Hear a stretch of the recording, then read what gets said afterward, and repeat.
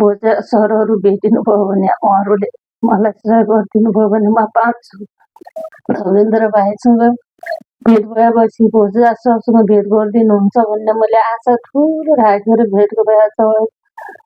म डाइलेसन गरेपछि उहाँसँग आशा राखेको थोरै भए पनि उहाँले मलाई सहयोग गर्नुहुन्छ भन्ने आशा राखेको छु। भोजा सर जहाँ भए पनि मलाई जति सकिन्छ त्यति सहयोग गरेर मेरो छोराको आमा भन्ने भगवानबाट बचाइदिनुहुन्छ भने तपाईँलाई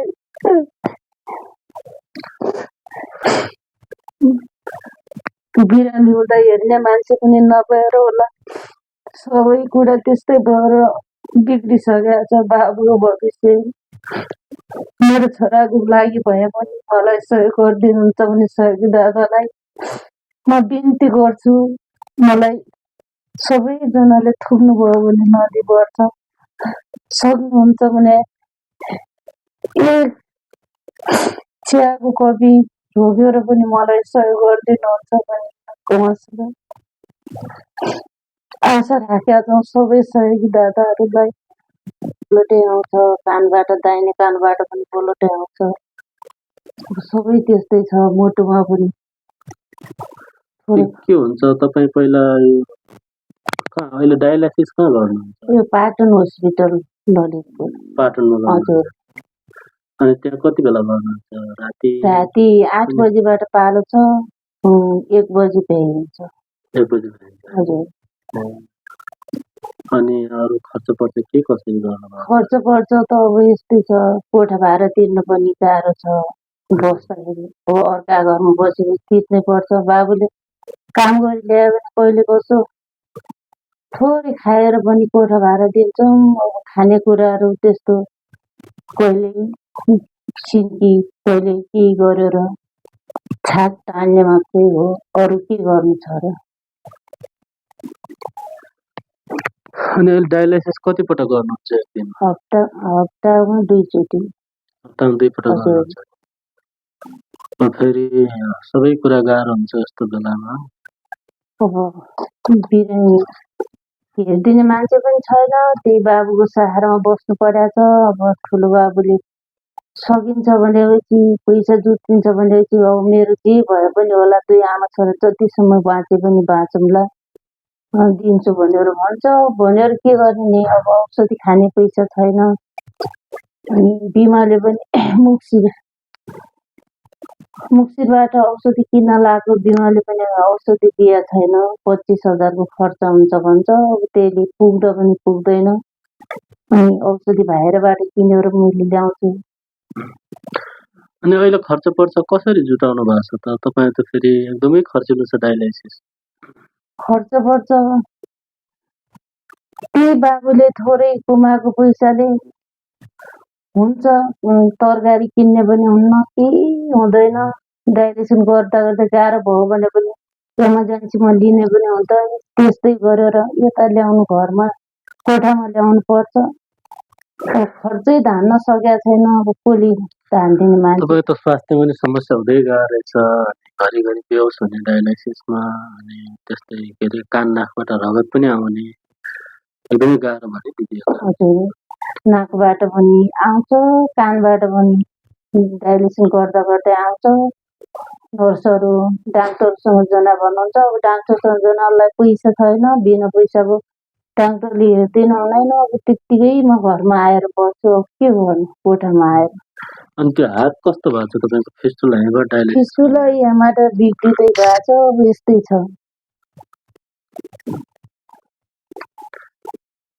गाह्रो भयो। यस्तो गरी झन् त्यस्तो धेरै फुल्यो भने फुट्ने सम्भावना हुन्छ भन्नुहुन्छ। अब फुटेस् भनेपछि कसो बोलो। अनि के छ घर परिवार तपाईँको? श्रीमानले कसरी सहयोग गर्नु भएको छ तपाईँलाई? के कमाउनुहुन्छ कि केही दिनुहुन्छ कि नै? श्रीमान त उहाँसँगै हुनु छैन। अब उहाँहरूले त छुट्टै गएको मान्छे, बच्चाहरूलाई त हेरिदिनु हुँदैन, छोराहरूलाई पढ्ने खर्च हेर्नु। छुट्टै भनेको के सकेको अब उहाँसँग के गुनासो त अब छोरालाई हेर्दै, छोरालाई लगेर पढाइदियो भने। के तपाईँ बिरामी नहुँदै उहाँले अर्को बिहे गर्नुभएको? हजुर। बिरामी मलाई बिरामी सुरु भएपछि मैले 4 वर्षसम्म त औषधि मात्रै खाएँ। हजुर त्यसपछि अहिले 2 वर्ष डायलिसिस गरेको भयो। त्यतिखेरैदेखि उहाँहरूले अब आफ्नो बाटो भेट्नुभयो, बाध्यता बनाउनु भयो मलाई टियोस दिनु। उहाँहरूले के गरे पनि मलाई सुख दिनु भएन। नदिएपछि अब उहाँको हृदय जित्यो, त्यही गर्दै मैले एउटा केही नल्याएर मैले जग्गा दिमी भनेर बाबुहरूले खर्च पनि ल्याएन। उयोहरू लैजाला आफ्नो छोरालाई, लैएपछि चाहिएन भन्ने मैले गराएँ। अब उहाँहरूले बच्चा पनि लगिदिनु भएन, खर्च पनि दिनु भएन, बच्चाको पढाइ पनि बिग्रियो। अब आफ्नो स्वास्थ्यले मैले धेरै मजबुरी गरेर तपाईँको डायलाइसिस सुरु भएपछि उहाँले चाहिँ सम्बन्ध विच्छेद गर्नुभयो है? हजुर अनि के भयो अब यो केटीहरू फेल भयो, अब यसले काम गर्न सक्दैन अब त्यही त होला। उहाँहरूले अब मेरो यसको स्थिति केही छैन, अब राम्रो यसलाई औषधि गरेर हामी धान्न सक्दैनौँ, योभन्दा टाढा भएपछि ठिक होला भने गर्नुभयो होला, गरे पनि ठिकै छ। उहाँहरू जे चाहे तपाईँको समस्या त देख्नु भएन, अरू के छ र मेरो समस्या केही छैन। त्यही भएर त्यस्तो गरेको हजुर त्यही त दिदी। अब तपाईँको दुईटै किडनी फेल भएको झन्डै 2 वर्ष बढी भइसक्यो नि? हजुर 2 वर्ष बढी भइसक्यो। अब खर्चिलो पनि त्यस्तै छ। अब प्रत्यारोपण गर्ने त तपाईँको इच्छा छ, अब आर्थिक कुराले अलि साथ दिएको छैन नि?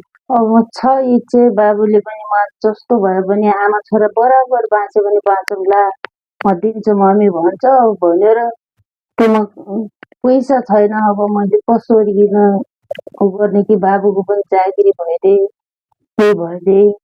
कसैले ऋण साबट पनि पट्याउँथे, मलाई 5 रुपियाँ पट्याउने मान्छे पनि छैन अहिले। म कसरी अब ऋण गर्नु? छोरा पनि जागिरी भइदिए, छोरालाई पनि पट्याउँथे होला। उसको पनि अवस्था सानै छ, अब भर्खरै अब होला मान्छे कहाँबाट कसले पट्याउने? त्यही त, कोही सामाजिक अभियन्ता, कोही नेताहरू त्यताको, अनि कसैले केही सहयोग गर्छौँ ल गर अगाडि बढ केही भन्नुभयो कसैले? अब कसैले भन्नु भएन। म 2 चोटि पालिका अध्यक्षसँग हरिचन्द्र सरसँग गएँ। जाने तपाईँ हिँड्ने मान्छेलाई म कसरी सहयोग गरौँ भन्नुभयो। त्यो भनेदेखि मैले कसरी के भन्नु उहाँलाई? मैले केही भन्न पनि सकिनँ। अहिलेदेखि उहाँलाई फोन पनि गरिनँ, केही छैन। कसले गर्छ र? कोही गर्ने मान्छे छैन। आफ्नो मान्छे भइदिए भए अगाडि बढ्थ्यो होला। आफ्नो मान्छे भन्ने कोही पनि छैन। त्यो छोराले बिरामी हेर्ने कि यताउता गएर पनि बोल्न पनि सक्नु पर्यो बच्चाहरूले, अरू कोही पनि छैन। मलाई त भोजा सरहरू भेटिनु भयो भने उहाँहरूले मलाई सहयोग गरिदिनु भयो भने म बाँच्छु। उहाँहरूसँग भेट हुन्छ कि मैले आशा राखेको छु। उहाँहरूसँग धेरै आशा राखेको छु। रविन्द्र भाइसँग भेट भएपछि भोजा सरसँग भेट गरिदिनुहुन्छ भन्ने मैले आशा ठुलो राखेर भेट भएको छ। म डायलिसिस गरेपछि उहाँसँग आशा राखेको, थोरै भए पनि उहाँले मलाई सहयोग गर्नुहुन्छ भन्ने आशा राखेको छु। भोजा सर जहाँ भए पनि मलाई जति सकिन्छ त्यति सहयोग गरेर मेरो छोराको आमा भन्ने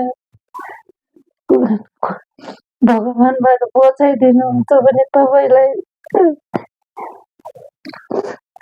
हुन्छ दिदी, म यो भिडियो भरराज दाइसँग म पुर्याउँछु। पछि उसले आजम गर्ने बाटो हुन्न, त्यसैमा तपाईँलाई जुन श्रीमानले नै छोडेर हिँड्नुभएछ, छोराहरू सानो हुनुहुन्छ, निराशा नहुनुहोस्। यो भोजराजसम्म पनि पुग्छ र भोजराज दाइको फ्यान फलोवर सबैसम्म पुग्छ भिडियो पुर्याउँछु। मैले अरू त गर्न सक्ने केही छैन तपाईँको लागि। मेरो अवस्था पनि तपाईँले बुझ्नु भएको छ फेरि पनि। अब दुई भाइजना भेट भयो, जसरी हुन्छ यो भिडियो चाहिँ पुर्याउँछु उहाँहरूसम्म। अब आशा गरौँ उहाँ धेरैजना यस्तै दुखी बिरामीहरूको भगवान हुनुहुन्छ। अहिले आफ्नो स्वास्थ्य बिग्रेर उहाँ आफै पनि अस्पतालमा हुनुहुन्छ।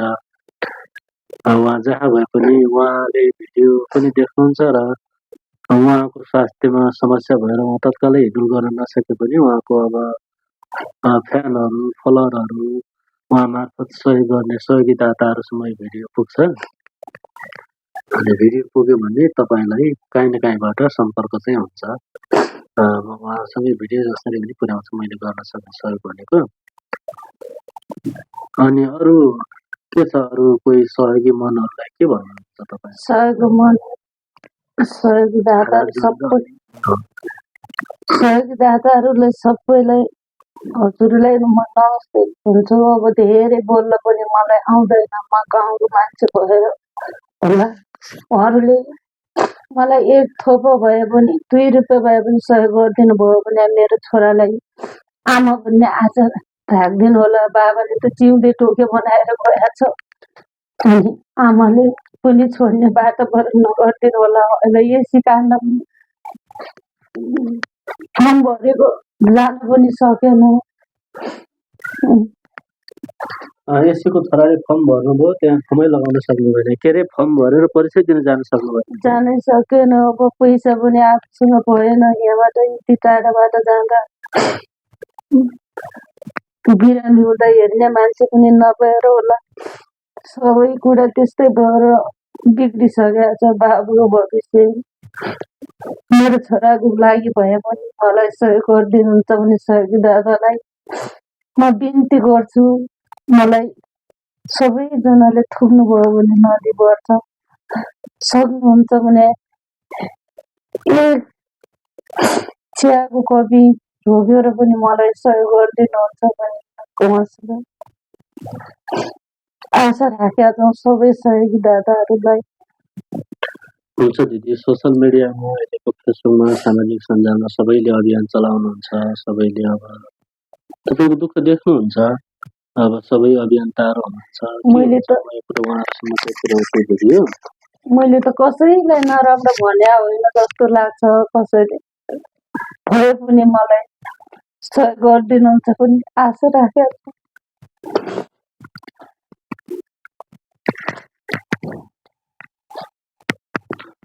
हुन्छ दिदी, हुन्छ। म जसरी भए पनि अब यो भिडियो चाहिँ एकपटक पुर्याउँछु सबै समक्ष। अब के कति सहयोग गर्नुहुन्छ अब त्यो उहाँहरूको कुरा दिदी।